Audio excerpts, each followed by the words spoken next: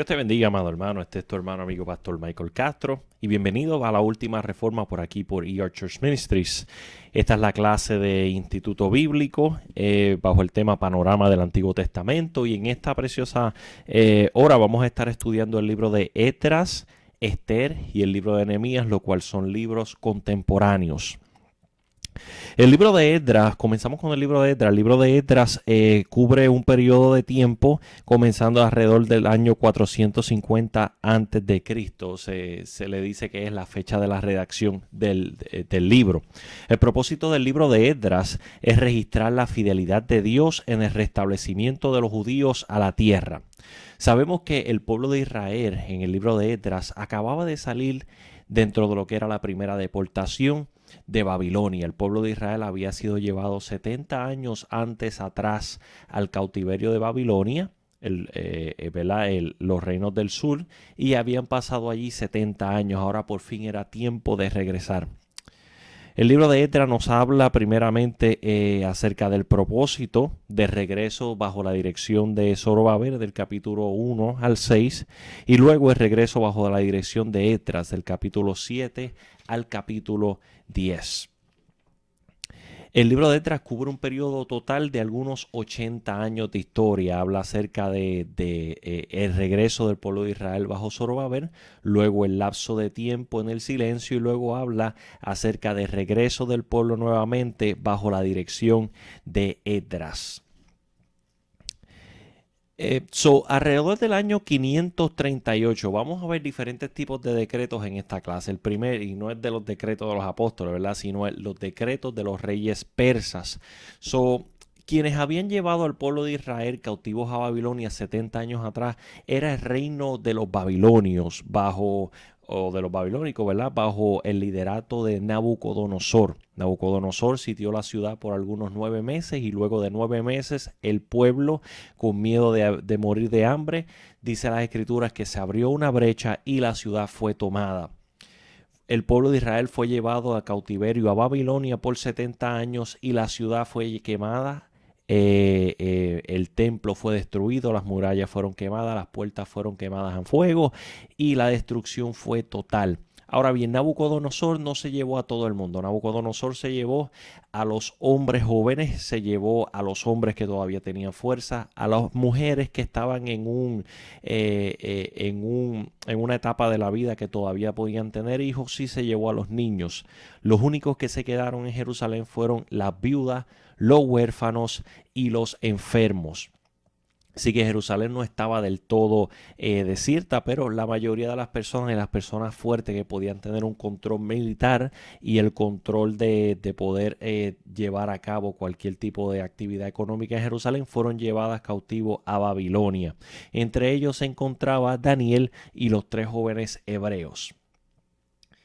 En el 538, Ciro hace un edicto y le permite a 50,000 judíos a regresar con Zorobabel al pueblo de Israel.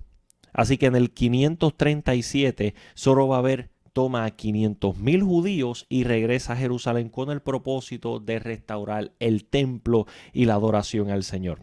Los persas temían que su nueva conquista, ¿verdad?, se viera afectada por la falta de libertad política. Si hay algo lo cual los persas tenían en diferencia con los babilónicos era que los persas daban libertad religiosa y los de Babilonia no lo daban. Alrededor del año 537, regresa a Zorobabel. En el 536 se lleva a cabo la reconstrucción del altar para los sacrificios. Lo primero que el pueblo lleva a cabo cuando regresan a Jerusalén es reconstruir el altar para los sacrificios en el 536. En el 535 comienza la reconstrucción y se detiene el trabajo para el templo. Los habitantes de aquellas tierras, específicamente los que se levantaron contra el pueblo de Israel, fueron los samaritanos, lo que más adelante se le conocerían como los samaritanos. Se levantaron en contra del pueblo de Israel, enviaron cartas al rey Ciro para que detuviera la construcción del templo. El pueblo de Israel y Zorobabel fueron amedrentados después de solamente 3 años de construcción y la construcción fue detenida por un periodo de alrededor de 15 a 18 años. En el año 520, el decreto de Ciro confirmado por Darío se lleva a cabo y Esdras regresa nuevamente, ¿verdad que sí? Juntamente con el profeta Ageo, el cual comienza su ministerio. En el año 516 se lleva a cabo la conclusión de la construcción del templo. Entre el 516 y el 458 podemos ver la historia del libro de Esther. En el 458 vemos el segundo regreso a Judá conducido por Esdras. Así que Zorobabel detiene la construcción del templo y luego se reanuda la construcción del templo y vuelve Esdras para la consagración del templo. El regreso bajo Zorobabel. El imperio persa había derrotado y conquistado al imperio de Babilonia en el 539. Muy posiblemente con la ayuda de Daniel, Ciro promulga un decreto permitiendo a los judíos que volviesen a su patria a reconstruir su templo. Sabemos que Daniel en esta etapa de la historia, ¿verdad?, ocupaba un gran puesto en el pueblo de Israel. Daniel era uno de los principales del imperio babilónico y luego cuando el imperio es tomado, también Daniel sirvió bajo el imperio de los persas, o Daniel tenía un poder político. Aunque fue obra de providencia de Dios el que se les permitiera al pueblo regresar por manos de Zorobabel, lo más probable era que Daniel había tenido algún tipo de influencia política en lo que fueran las decisiones de rey Ciro. Los que estaban dispuestos a abandonar a Babilonia y a volver a la desolada tierra de Palestina fueron cuidadosamente apuntados. Zorobabel dirigió un grupo de casi 50,000 personas, las cuales decidieron regresarse a Palestina y reconstruir el templo. Al llegar a la tierra, la primera actividad que reconstruyeron fueron el altar del holocausto. Lo primero que el pueblo hizo antes de echar los cimientos, antes de recorrer los escombros, fue establecer el culto. Cuando nosotros vemos el proceso de la restauración espiritual, usted no puede empezar a restaurarse espiritualmente reconstruyendo su apariencia o reconstruyendo su manera de hablar. Lo primero que usted tiene que hacer es reconstruir el culto al Señor. Cuando usted se convierta a Cristo, lo primero que usted tiene que establecer es una comunicación directa con Dios. El haber establecido el altar para el holocausto significaba que el pueblo podía volver a ofrecer ofrendas al Señor y podía restablecer el contacto. Es importante que todo recién convertido lo primero que lleva a cabo es establecer un contacto con el Señor a través de la lectura de la palabra y sobre todo a través de la oración. Cuando el creyente ha establecido el altar del holocausto, la oración, el ayuno, la lectura de la palabra, entonces usted puede empezar a recoger los escombros de la vida y a sacar cosas fuera de su vida para que empiece un proceso que se llama la santificación del creyente.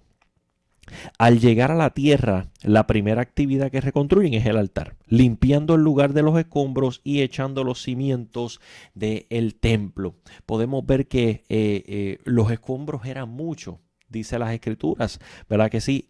Pero luego de que restablecieron el culto, dice las Escrituras que limpia los escombros y echaron los cimientos. Ahí es que se lleva a cabo, como dice las Escrituras, que mientras echaban los cimientos, los ancianos lloraban de dolor recordando la gloria del primer templo, mientras los jóvenes glorificaban al Señor y daban gritos de alegría porque por fin se estaba construyendo el templo.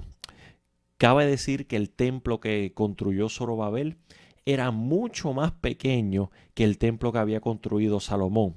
Y su gloria no era ni la mitad de la gloria del templo de Salomón. Sin embargo, por eso era que los ancianos lloraban de dolor, porque la gloria y el tamaño del segundo templo no era igual. Sin embargo, los jóvenes estaban glorificando al Señor porque por fin se les había permitido reconstruir un templo, y aunque no era lo mismo que el templo anterior, aunque la gloria no era la misma que había antes en cuestión del oro que Salomón había traído, en cuestión de los materiales que tenían para construir el segundo templo, por lo menos el segundo templo tipificaba que la gloria de Dios todavía estuviera en medio de ellos. Y esto me llama y me lleva a meditar, ¿verdad? En muchas veces que decimos el cristianismo de hoy en día no es el mismo que había antes. Y es cierto, ¿verdad? Que sí es cierto. Nos vemos en la misma condición que se encontraba el pueblo de Israel bajo la reconstrucción de Zorobabel. Sin embargo, los jóvenes glorificaban al Señor porque por lo menos podían tener un templo donde adorar y bendecir el nombre del Señor. En estos tiempos de crisis, en estos tiempos, ¿verdad? En el cual se nos prohíbe dar los cultos en libertad por causa de la pandemia. Tenemos que glorificar al Señor porque por lo menos no se nos está prohibiendo glorificar el nombre del Señor. Se nos prohíbe ir a los templos, se nos prohíbe dar los cultos, quién sabe cómo los dábamos antes, pero por lo menos todavía podemos reunirnos, por lo menos todavía tenemos libertad de culto, por lo menos el Espíritu Santo de Dios todavía se mueve en medio nuestro. Tenemos que enfocarnos más en lo que todavía podemos hacer, en lo que tenemos y podemos hacer ahora mismo, que en lo que hemos perdido y ya no podemos llevar a cabo. Y eso es un punto bien importante que podemos aprender de este tema. Pero se detiene la obra por un espacio de algunos 15 años.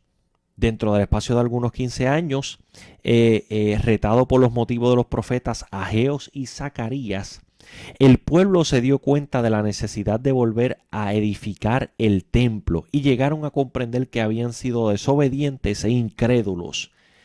Muchas otras ocasiones podemos ver cómo la oposición del enemigo no había amedrentado al pueblo de Israel. Sin embargo, Zorobabel y todo el pueblo se amedrentó y detuvieron la obra por 15 años. Durante estos 15 años el pueblo se había vuelto a sus tribus, se había vuelto a la construcción de sus casas personales y se habían olvidado del pueblo de Israel.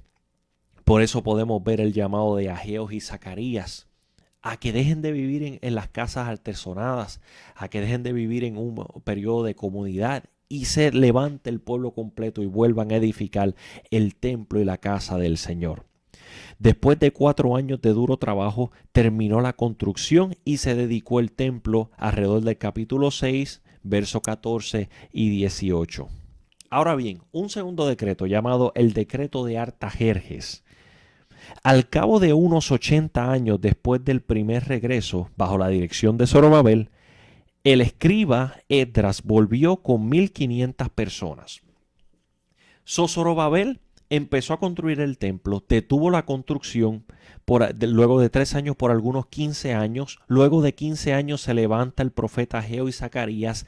Estos dos profetas instan al pueblo a levantarse a la reconstrucción. El pueblo escucha a los profetas, se levanta, vuelve a Israel, termina la construcción y pasan algunos 80 años. Luego de 80 años había acontecido ya algo, y era que aunque el templo se había construido, aunque el altar del holocausto se había construido nuevamente, lo más probable era que Zorobabel había fallado en consagrar el templo y en consagrar al pueblo y enseñarle la ley de Dios para que perdurara. Alrededor de 80 años después, Artajerjes da un segundo decreto, el cual al cabo de algunos 80 años, después del primer regreso bajo la dirección de Zorobabel, el escriba Esdras volvió con unos 1500 personas.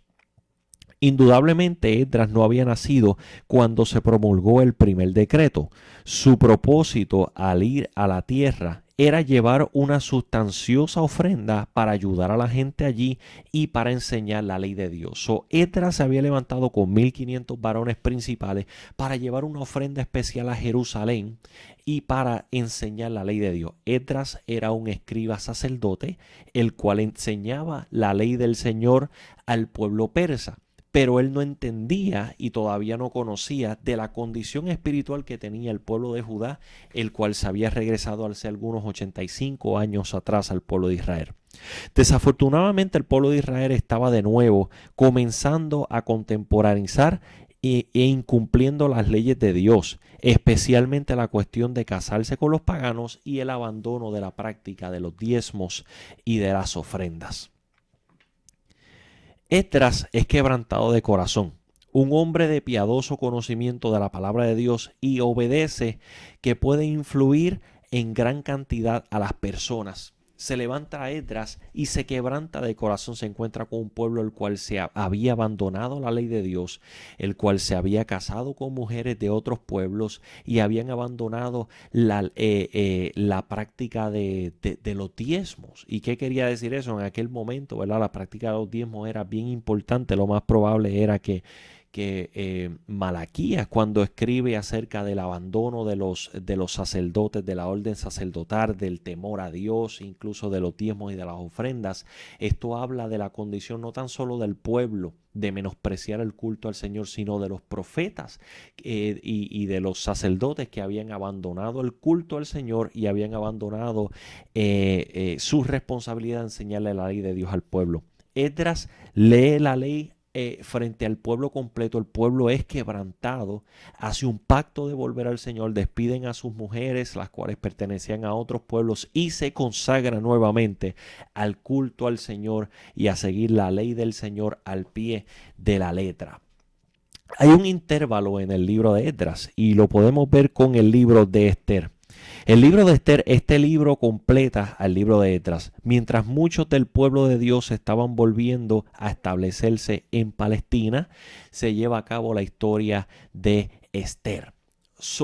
El libro de Esdras habla cómo el pueblo de Israel sale bajo dos decretos, ¿verdad? Vuelve a construir el templo y luego cuando van y consagran el templo con Esdras. Luego de esto podemos ver la historia de Esther, que es una historia la cual se está llevando a cabo en el reino de los persas. La historia de Esdras se lleva a cabo en el reino de Judá, ¿verdad? Sale el pueblo y va a Judá. Se enfoca en la estadía del pueblo israelita en Judá, ¿verdad? Sin embargo, el libro de Esther se enfoca en la historia del pueblo en persa. El autor no es identificado, pero lo más probable es que el escritor del libro de Esther fuera Mardoqueo, porque lleva a cabo algunos testimonios oculares y fue escrito bajo el rey Asuero o el rey Jerjes, ¿verdad? Alrededor de 475 antes de Cristo. El propósito del libro de Esther es mostrar la providencia de la solicitud de Dios por su pueblo. Debido al pacto abrámico, Dios nunca permitirá que estos descendientes de Abraham fuesen exterminados. En el libro de Esther pasan diferentes tipos de cosas. Podemos ver cómo el rey Asuero hace una grande fiesta como lo solían hacer los reyes persas, ¿verdad? Que sí, dentro de su borrachera manda a llamar a su esposa Vasti, la reina del imperio persa, probablemente para mostrar su hermosura en medio de todos los reyes, ¿verdad que sí? Vasti, sintiéndose humillada y enojada, se niega a tomar este mandato. Los principales persas le dicen, consejeros persas, ¿verdad? Y todos los reyes que componían el reino, le aconsejan al rey a que Vasti no se presente más ante su presencia y que ya no sea reina, para que las mujeres del reino no se rebelen en contra de sus maridos y comiencen a hacer lo mismo. Así que se lleva a cabo el certamen de belleza más grande que se ha registrado en la historia. Todas las ciudades del imperio persa envían a sus jóvenes más hermosas para competir en este certamen de belleza y poder ser la nueva reina del imperio persa. Quiere decir que la clave del libro completo es la providencia de Dios. Podemos ver cómo la mano de Dios cambia las situaciones dentro del libro de Esther. Ahora bien, el libro de Esther no menciona el nombre de Dios en ninguna parte. Tengo que también mencionar que el testimonio de Mardoqueo y Esther no son ejemplos primordiales de espiritualidad. Nosotros tenemos que aprender a separar de la manera que Dios usa a una persona los acontecimientos que se llevan a cabo en la historia de una persona con la espiritualidad de esa persona. Por ejemplo, cuando hablamos acerca de un ejemplo de espiritualidad, yo no puedo utilizar a Salomón como un ejemplo completo de espiritualidad, porque Salomón tuvo 1000 mujeres, quiere decir que había un problema moral en la vida de Salomón. Yo no puedo utilizar a Sansón como un ejemplo de espiritualidad, porque aunque Dios lo utilizó para llevar a cabo un más grande propósito, yo no puedo decir yo quiero ser como Sansón. ¿Por qué? Porque en la vida de Sansón podemos ver una promiscuidad sexual, podemos ver un patrón de desobediencia al tocar al león muerto, al tomar mujeres de otros pueblos, o no son un ejemplo de espiritualidad. Cuando vemos a Mardoqueo, podemos ver que Mardoqueo Mardoqueo era el primo de Esther. Esther había perdido sus padres y Mardoqueo, como su primo, la había criado. Cuando llega el edicto de que esta joven tenía que presentarse, Mardoqueo le dice que no le dijera a nadie que ella era judía. Lo más probable era que en el reporte Mardoqueo le había dicho a ella que era de algún otro pueblo. Quiere decir que hubo mentira en ese acto. No son un ejemplo de espiritualidad, pero podemos ver que mientras se va desarrollando la historia, Mardoqueo es utilizado de parte de Dios para libertar al pueblo y Esther es utilizada de parte de Dios para ser posicionada en un lugar en específico para la protección del pueblo, ¿verdad que sí? Podemos ver actos de espiritualidad, podemos ver actos de valentía, pero ninguno de los dos personajes son unos personajes ideales para seguir a lo que es un ejemplo de espiritualidad que podemos aplicar para hoy en día. Aquella reina Esther se presenta ante la presencia del rey y le agrada al rey lo que ve de ella.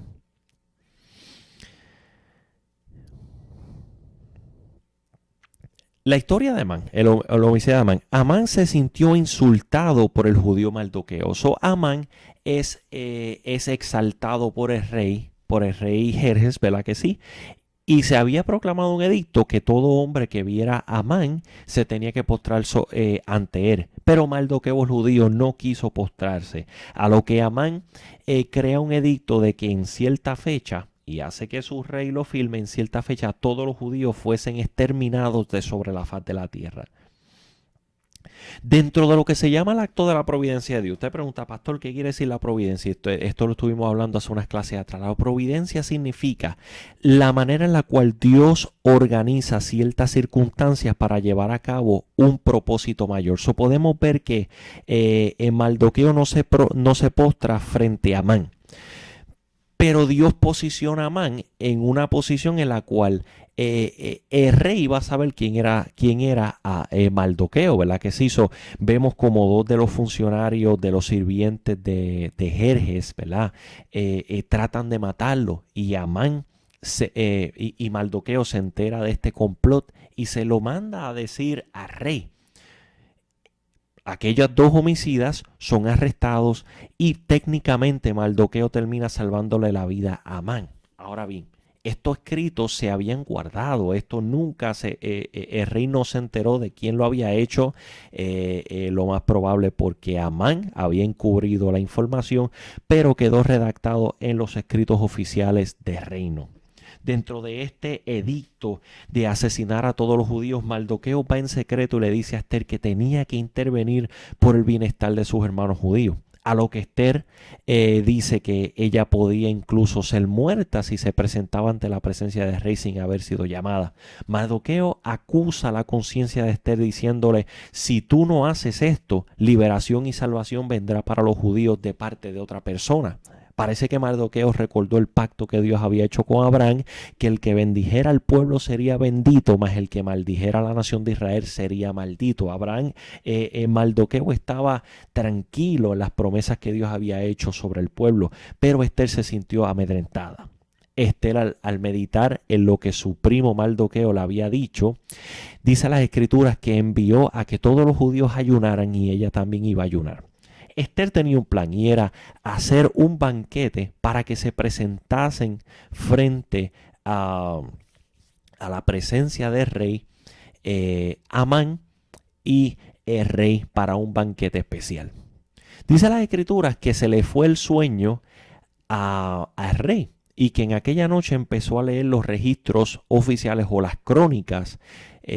Para los que no sabían, ¿verdad? Las crónicas de los reyes son los registros oficiales de los escribas hacia los acontecimientos de los reyes. El rey empezó a leer las crónicas de los reyes en aquella noche y se dio cuenta de que alguien le había salvado la vida en el reino ante el complot de sus dos sirvientes, ¿verdad que sí?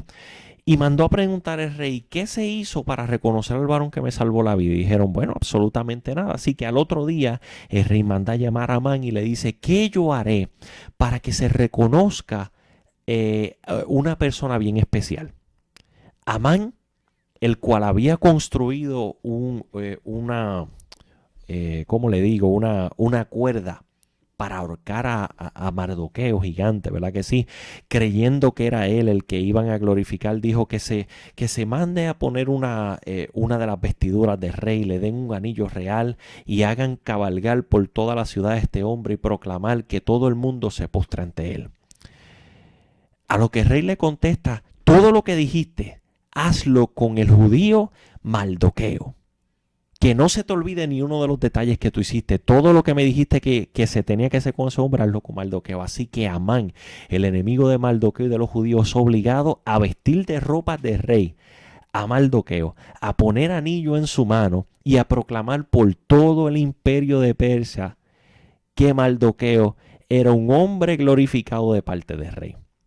Esa noche Amán regresa a su casa, a lo cual su esposa y todos sus amigos creyeron que le dijeron a Amán que había sido condenado y que su vida le pertenecía a Mardoqueo. En otras palabras, que era un acto de maldición en contra de Amán lo que le estaba aconteciendo.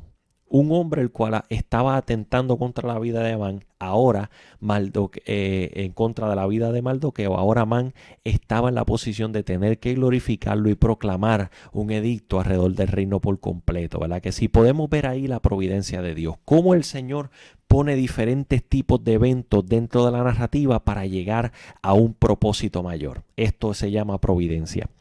Luego en el banquete, más adelante, Esther revela que había alguien que quería matar a todos los judíos, a lo que el rey se enoja. Esther le dice: hay alguien que me quiere matar a mí y a mi pueblo.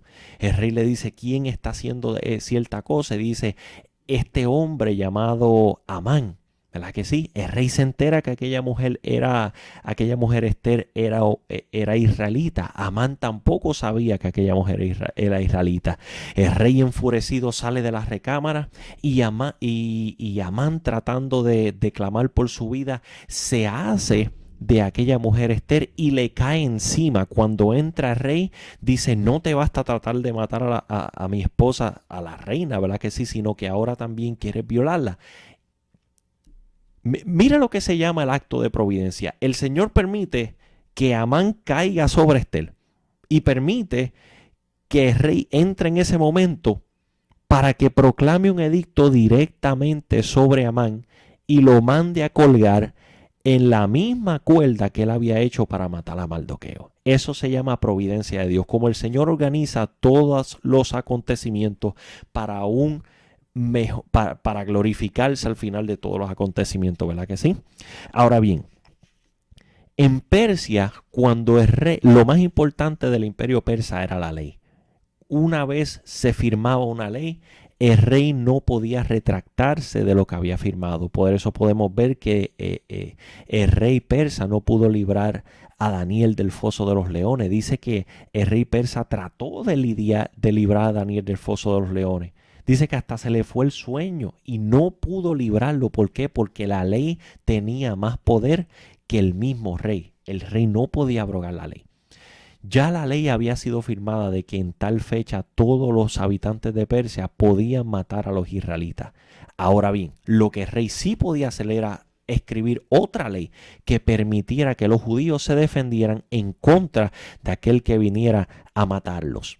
Y fue de esta misma manera. En el momento en el cual se había trazado el asesinato masivo de los judíos se les permitió tomar armas y defenderse, a lo que al parecer los hombres que estaban buscando para matar a los judíos, al haber muerto Amán, nadie se levantó en contra del pueblo de Israel.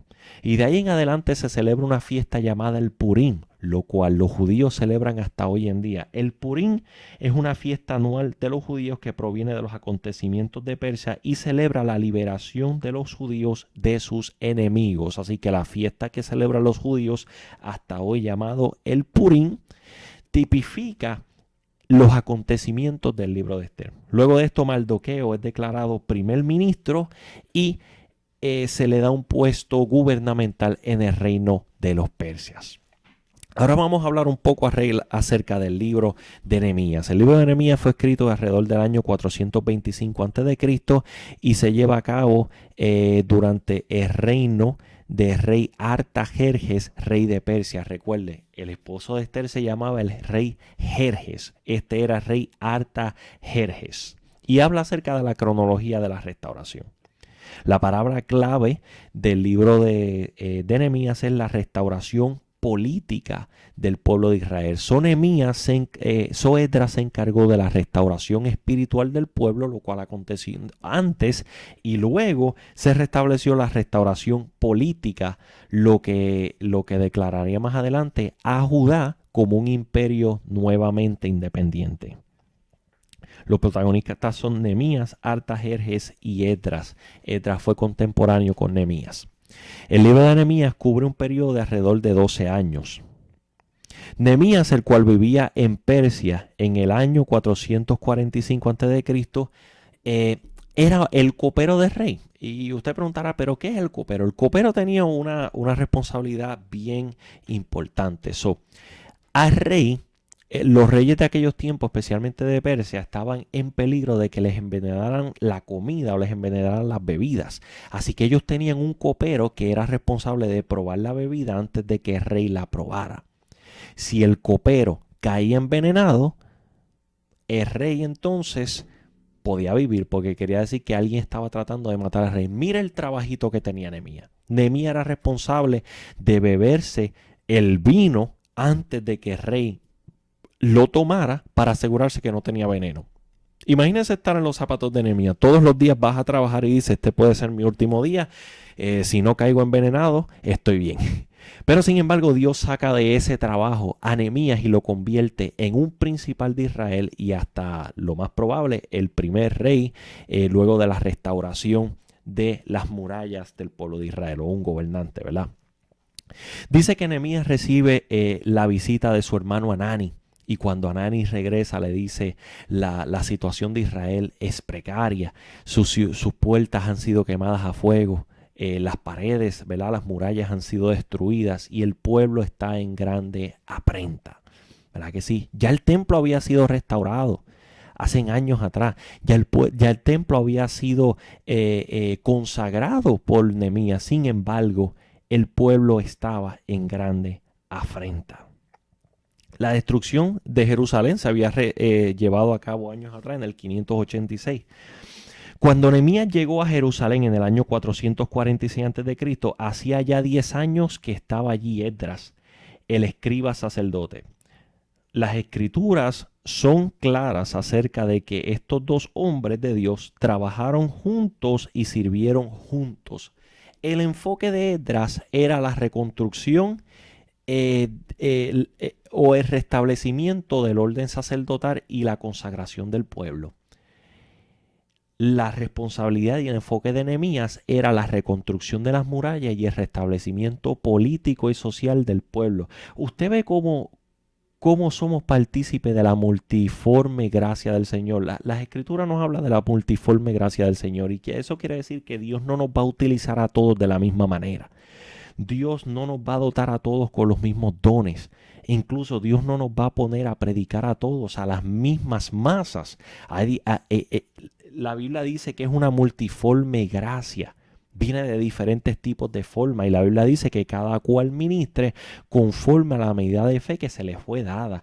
Yo no puedo pretender que todos sean Nehemías. Yo no puedo pretender que todos sean Esdras. ¿Verdad que sí? Van a haber Esdras que se van a encargar de la consagración del pueblo, pero van a haber Nehemías que Dios los va a utilizar en un ámbito político, en un ámbito social. Por eso no podemos aplicarle la misma regla a todo.